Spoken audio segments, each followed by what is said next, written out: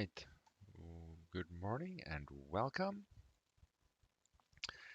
Today, we will continue our discussion on growth and decay problems.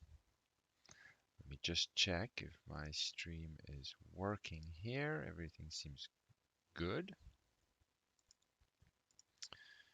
All right. Okay, 1 second. There we go. Okay. So let's recap what we have done. Get my cable here. Come on. There cable is stuck. Okay, good. So let's just recap what we have done so far with growth and decay problems. Because it's good to have a big picture of what we've done, where our current level of complexity is, what we are going to do next, and why, and so how is it different, how is it the same, those kinds of issues.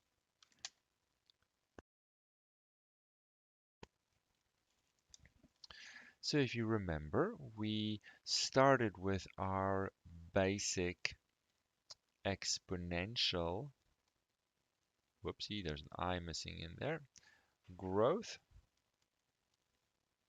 Then so here our basic exponential growth says that the growth rate is proportional to the population size.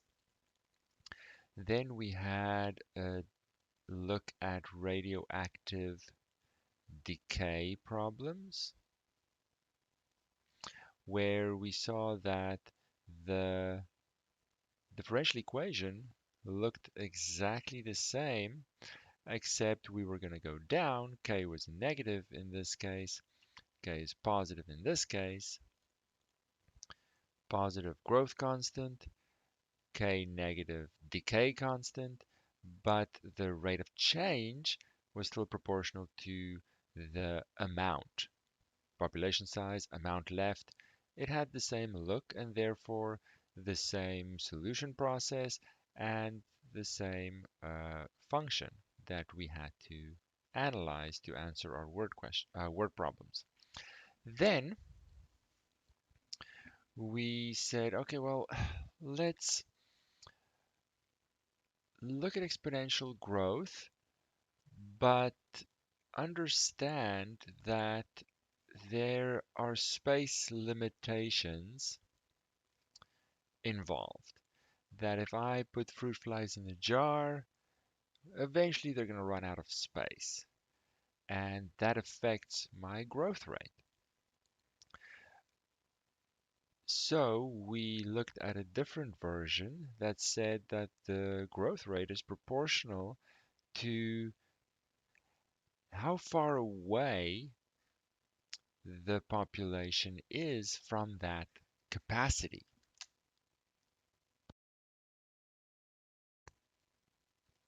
that we'll call n, for example. So we still have a growth constant here, but now we're looking at it at the growth being proportional to something else.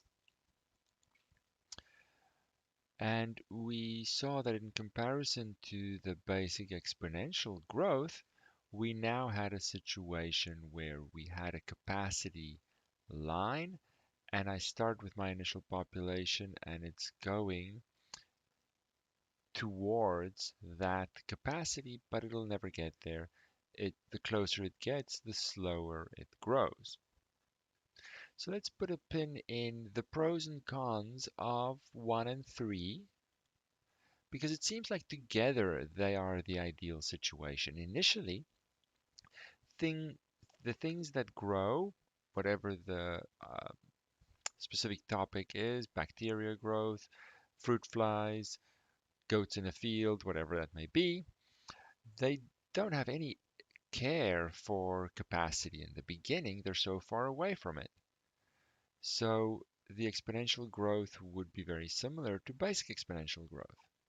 But as we get closer, then this portion of the basic exponential growth becomes unreasonable, and the capacity uh, aspect that it slows down the closer I get to the capacity becomes more realistic. So a combination of these seem to be the direction to go in. But unfortunately, that is a big jump in complexity. So we just want to look at some variations of this level of complexity. First, to see how many different situations we can really cover with these fairly basic proportionality differential equations. The next one I want to look at is Newton's law of cooling. Cooling? Can I write cooling? Oh, come on. Cooling. There we go. So let's see what that says. Let's just write it over here. Newton's law of cooling says if I have like a cup of coffee that's really hot and I want to leave it out to cool. So first we're going to say, okay, let Y represent the temperature of the object at time t. Now, in the case of a hot cup of coffee, that temperature, if I leave it out, is going to decrease. So we have a decaying situation here. The temperature, if you will, is decaying. But what Newton observed was that the rate of change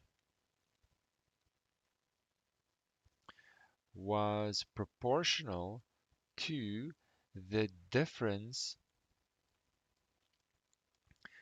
between the temperature of the object and the temperature of the surroundings. So the room temperature in the case of leaving out a cup of coffee. So let's, for simplicity, make that n for no reason whatsoever. So again, I have a similar differential equation that there's my proportionality constant, this difference between the temperature and the room temperature. So in the case of a hot cup of coffee, this is often room temperature or a temperature that is known beforehand. So you see how it's very similar to the exponential growth with capacity, very similar in appearance. But now I'm going to have a sort of a decaying effect. So it's not going to be identical, but very similar. All right. So let's just have a look at this. So let's suppose, let's just take an example. Hot cup of coffee, left outside. Then my Y is going to be larger than my room temperature. So the difference between the temperature of the coffee and the surrounding temperature, Y is going to be bigger. The coffee is much hotter. So this is going to be positive. So the temperature, however, is going to be decreasing. So the rate of change of Y is going to be negative. So in order for this differential equation to make sense, I'm going to have again a negative K, and that's sort of like the decaying concept. The temperature is decreasing. I have something that is decreasing over time. Okay, no, we don't call it the decay constant. It's just the proportionality constant that comes from that's associated with the coffee. It's a property of the coffee and the volume of coffee and the surface area and all those things just merged into one. So let's have a look at what this would go like, the solution, in a specific question. Now, if you look online, there might be different versions of this differential equation. Some people like to keep k constant, and then we have to manually put a negative there in front. But we didn't do that for the radioactive decay, so it seems a little silly to do that here. We just have to understand that in some cases, for this to balance, I'm going to have a negative constant. Radioactive decay had a decay constant, where population growth had a growth constant. All right. So let's have a look at number 34 here. Let's do it over there. 1434.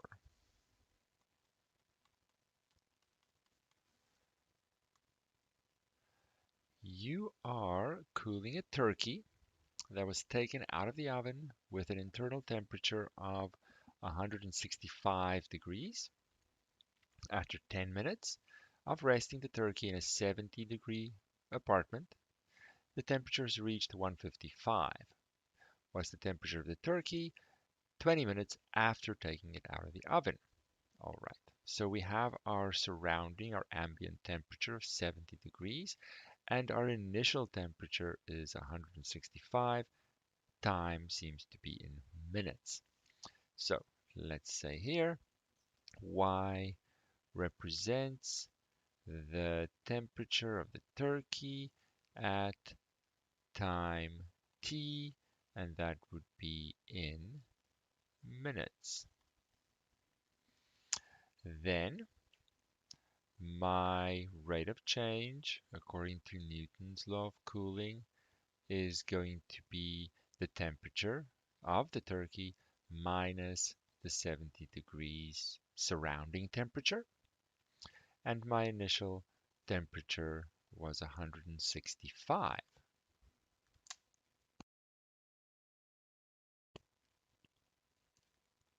165. So I find it's best with these to just solve the differential equations as they come up in the questions rather than worrying about a general solution and a formula. It doesn't really serve our purposes for these kinds of questions, so why stretch the time when there's very little need for that in this case? Okay. So now we have a differential equation. It's not more or less complicated than the previous capacity growth one. So let's do it. So I want to separate the variables. So my bracket is going to have to go to the other side. I can only separate the variables with multiplication and division. Can't really separate this y and the 70. Then I integrate both sides. Then this left side is a substitution, but it's so simple I can guess and check my way to it. I know to be more accurate here I need absolute values, perhaps sometimes, to not even worry about it, but because in the cooling situation my temperature is always greater, we are just going to keep it as simple as possible to not get caught up in technicalities that eventually fix themselves. So if you know a little more, I understand there should be absolute values here. I'm trying to not make it look more intimidating than it needs to be. And I group my integration constants at the end here. So then y minus 70 is e to the kt plus c. And just like always, we will rewrite the integration constant to a more convenient one. And then I might as well solve for y now. I get 70 plus m e to the kt. There you can put the 70 at the back. It doesn't really matter. Then I'll use the fact that at 0 I had 165 degree turkey. So 165 for y gives me 70 plus my integration constant e to the k times 0, which is 1. And this gives me my m as 165 minus 70. I'll just put it in the chat so you have something to look at.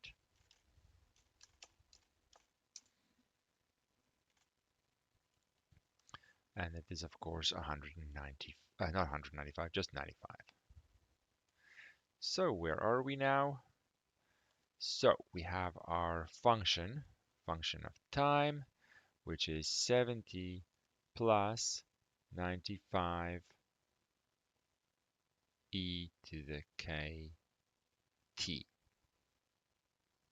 So it's you remember that regardless if the growth constant here is a decay constant or positive or negative, e to the something is always going to be positive, but I'm really just having a scaled amount, exponentially scaled amount above 70. And that is eventually going to get smaller, but I'm always going to be above 70. So let's have a look. I don't know my quote-unquote decay constant. Let's just see it at the top here. But they do tell me something. They tell me that after 10 minutes, the temperature has reached 155. So let's write that here. After 10 minutes, so that means t is 10. We have y equal to 155. So we can plug that in. So at 155 for y, everything else is the same. K is what I'm looking for, and 10 for t. So 95 e to the 10k is 155 minus 70. So that'll be 85. So e to the 10k is 85 over 95. 10k. And I'm not skipping any steps just in case you don't see the similarities between this and what we've done before. I then take the log of 85 over 95, which you could simplify first or not, doesn't matter. That goes in the log. And k is log of 85 over 95 over 10. Let's see what that is.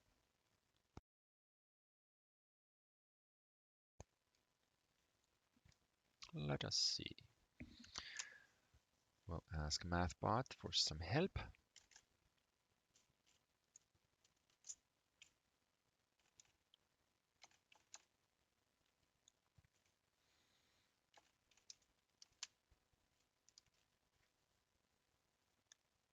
Oopsie. And as I suspected, it is negative 0.01112, let's say, if I go 4 significant digits. So I have my quote-unquote decay constant, the proportionality constant associated with this turkey. And it's not going to be exactly the same for every turkey. It depends on how big the turkey is. It depends on a whole bunch of things. I do now have all that I need in my function. So I can answer their follow-up question. What is the temperature of the turkey 20 minutes after taking it out of the oven? And we can make our own questions as well. So after 20 minutes, we simply use the function and plug in 20 for t. 70 plus 95 e to the negative, not negative. Well, you can put the k value in, but because it's a repeating decimal, not repeating, non-terminating decimal number, it might be cleaner to just leave it like that. Though I do understand that the situation has a negative exponential portion to it, which means again, I'm going to have the situation over time where here is my 70, my room temperature. It starts at 165 up here, and I'm going to exponentially go down towards this as my horizontal asymptote because k, the exponent, is negative. So it is modeling the appropriate situation. So now I want to calculate that, and when I have a future calculation, I don't want to use the rounded number. Use as many digits as you can, or use the original log over 10 version. Let's see what it is exactly. 70 plus 95 times e to the stuff, 20 times the log. I want to be as accurate as possible, so I'll use the log 85 over 95 version, and that was divided by 10.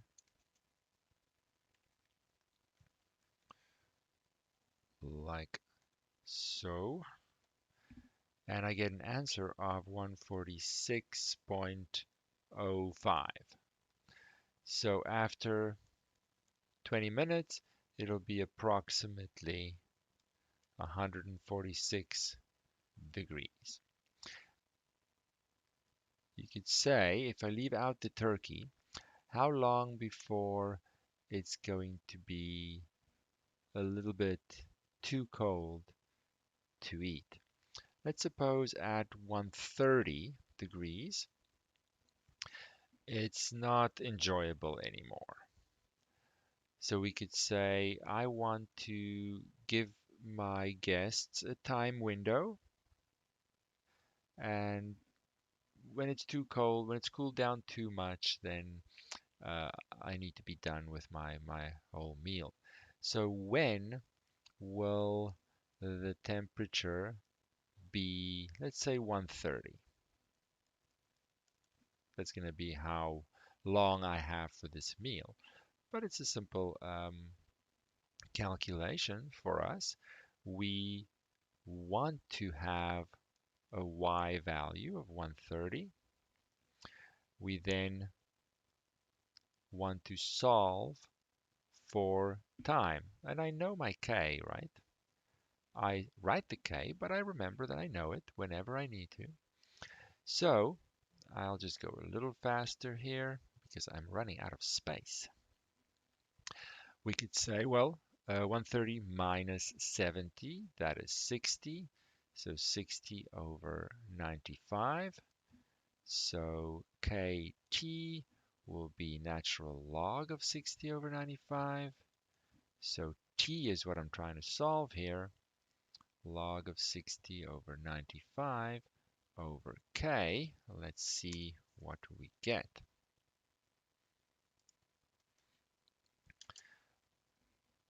Remember to not use a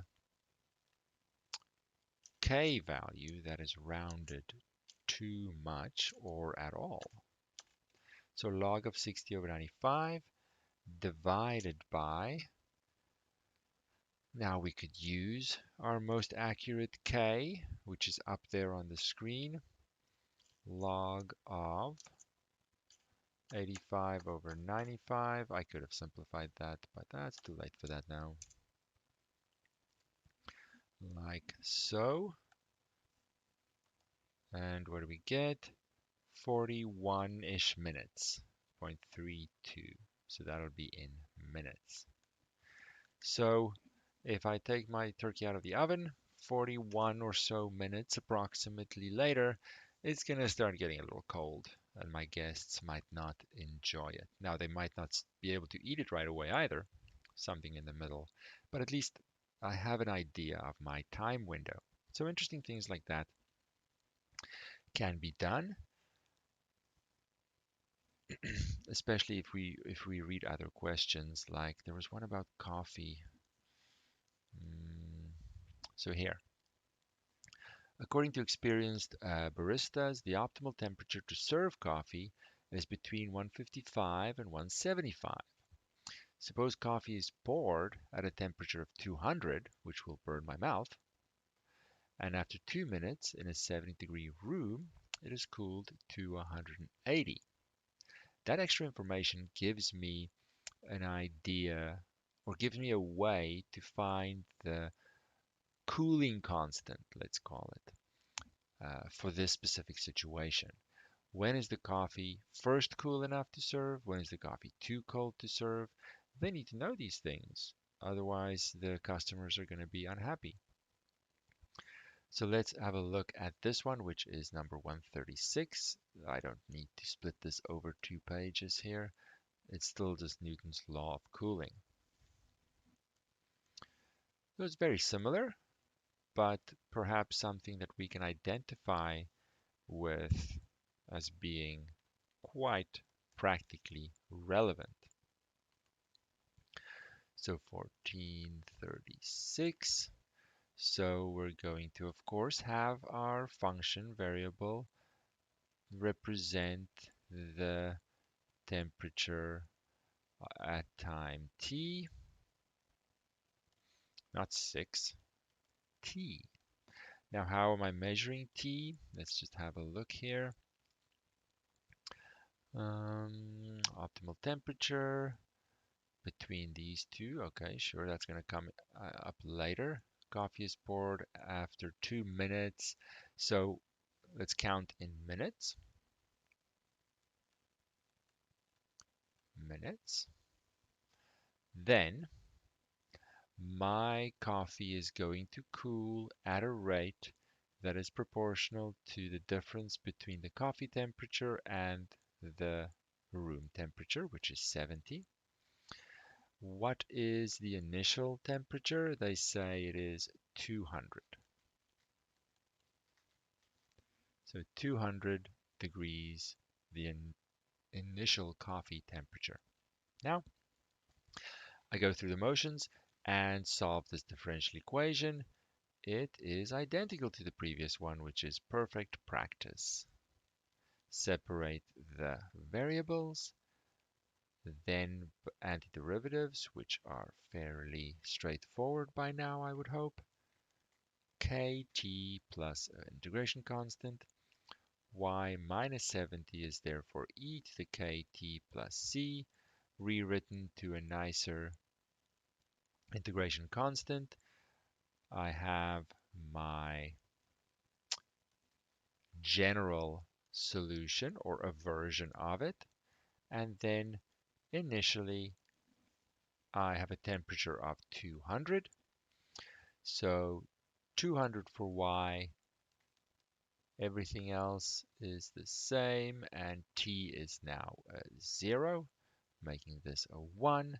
And so m is the difference, which is going to be 130. So my function of the coffee temperature changing over time is 70 plus 130 e to the kt. Now I don't know k yet. I need more information, but that is certainly my function that I will use. So this is why they tell me that after 2 minutes, it's cooled to 180 degrees. So we also know and can extract the property of the coffee in terms of how fast it cools, that at 2 minutes I have the coffee at 180 degrees. So that means plug in 180 for y into the function, e to the k times 2. So 130 e to the, I'll write 2k, is therefore 180 minus 70, which is 110. So e to the 2k is 110 over 130. And so 2k is the natural log of that. And k is then the natural log over 2. Whoopsie, that was an unfortunate line there. I want to cut into the 2. And I can calculate it just to make sure I can. But I certainly don't want a rounded number featuring and risking in future calculations that I make a mistake. MathBot says nothing. MathBot says nothing. Why do you say nothing, MathBot? Be faster. Negative 0.08353.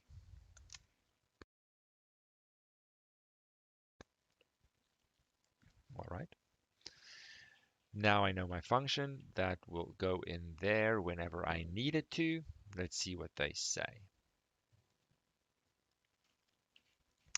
They now want to know, what is my window here? When is the coffee first cool enough to serve? So when do I get a target of 175? When is it too cold to serve? According to this, after 155 degrees. So 175 to 155 is my time window. So a temperature of 175 is going to happen when? Well, when I plug it into y, what was my function? Up here, 70 plus 130 e to the kt, and I solve for time. So let's do that a little bit faster. E to the kt, isolate that first, so it's going to be 175 minus 70, so it's going to be 105 over 130. So therefore kt is the natural log of that, and t is therefore natural log 105 over 130 over k. So let's just write these out before we solve them. I don't want to ruin the surprise. I also want to know when the temperature is 155. That's the end of my window. So it's going to be exactly the same with a 155 for y, but follow the same look, the same pattern, and everything. You can verify that it's going to be the natural log of 85. Didn't we do 85 before? It seems so familiar. I guess that was a different question. 155 minus 70 is 85. And then I divide by 130. Same argument as before. The pattern is always the same in these two questions. So let's see. When can I serve it first? So when is it 175 degrees? So I have the natural log, and I'm typing it in, so feel free to follow with me on your own calculator. I'm going to divide by k, but instead of the rounded version, I am using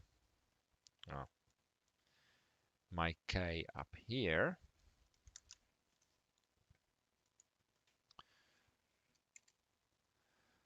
Where am I now?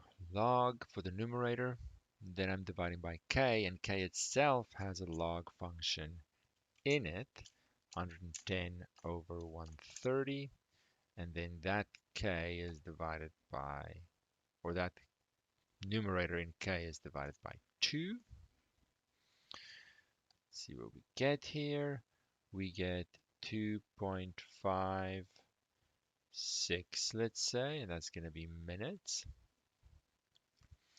And for the end of the time window, I'm not sure if I could just do it this way, recycle a previous entry for MathBot. I'll give it a shot. It does work. Okay, good. Just changing the 105 to an 85 as per our calculations. I get 5.09 minutes. So that means I can serve the coffee from, or let's say after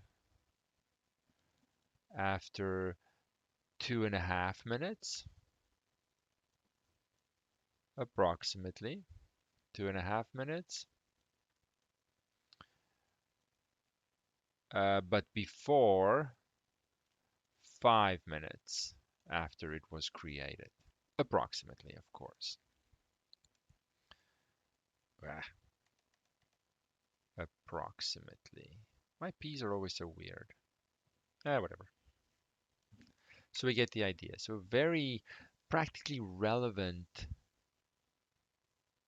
question, I would say, that to keep the customers happy, they could test beforehand what do customers like in terms of the temperature of their coffee on average. That means we need to be how fast before we could serve it, and when is it too slow? And all those things are very important questions that a basic differential equation uh, solves for us without most people actually realizing it. So we will end this discussion here. Are there any questions about Newton's law of cooling? We have one more session and we're all done. Unfortunately, we're not going to get to the logistic model because I'd rather have Friday be a Q&A session as our last one, just in case people need it. But we'll do one more type tomorrow, which is on mixture problems. Different but similar level of difficulty, and then we are all done. All right, until tomorrow then. Thank you.